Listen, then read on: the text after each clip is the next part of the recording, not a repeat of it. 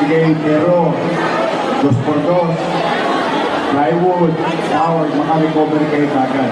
Huwag yun ang gastusin ko sa ipantayo nyo kagad.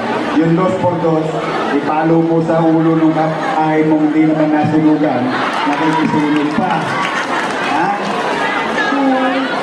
Mima? Para sa inyo ito. Ito hindi galing sa akin. Galing sa pera nyo. Sininok ko lang. Okay? Nandito ang ating congressman. Si Congressman Ernest, si Vice Mayor. Yung mga kusyan, nakabati na ba kayo? Bati na kayo. Kaya, muli, mag-ingat ka. Tulungan mo kami ang mga nag-cut off ng DSW. Bakit ka na-cut off?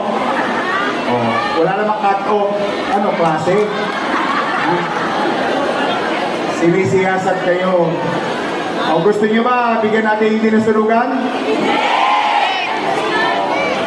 Kung kayo ay nasunugan, wala kayo dapat ipag-alala. Tama, Malte?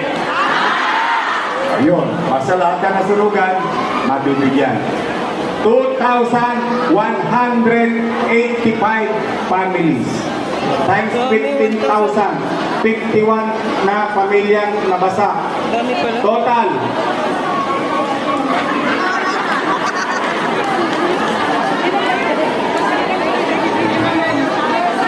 $33,015,000. Ganun kalaki. Hindi biro. Marami ng paracetamol yun. Amoxicillin, metformin, losartan,